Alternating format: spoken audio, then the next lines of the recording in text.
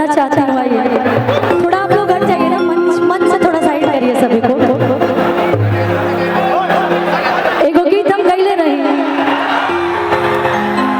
यहाँ के जैसे नगर मेहरारू सुघर होके सुंदर होके केहू के और ओकर पति अगर कहीं पटना राजधानी में कमात हो तो का कहिए कि तू रही बहरा काटे लचारी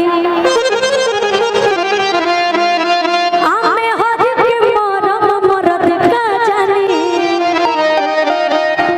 कि छोड़ा छोड़ा राजा राजधानी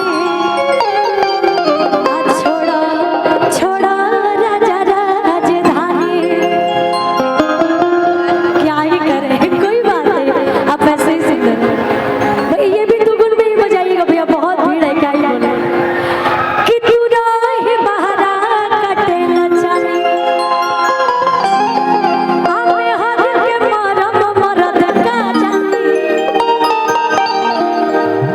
कि छोड़ा छोड़ा राजा राजधानी छोड़ा छोड़ा राजा राजधानी। जानते हैं सुनाई नहीं दे रहा, थोड़ा और वोकल बढ़ा दीजिए और बैठ जाइए पीछे वाले लोग, दिखाई नहीं दे रहा है हमें, म्यूजिशियन लोग दिखाई नहीं दे रहे, बैठिए। हेलो तनी साउंड के पास से हट जा लोग भैया, आ साथ बजे वाले भैया लोग के तनी आंख के कुछ लोग पता नहीं कि बजाई जगह भैया हेलो बैठिए आप लोग, चलिए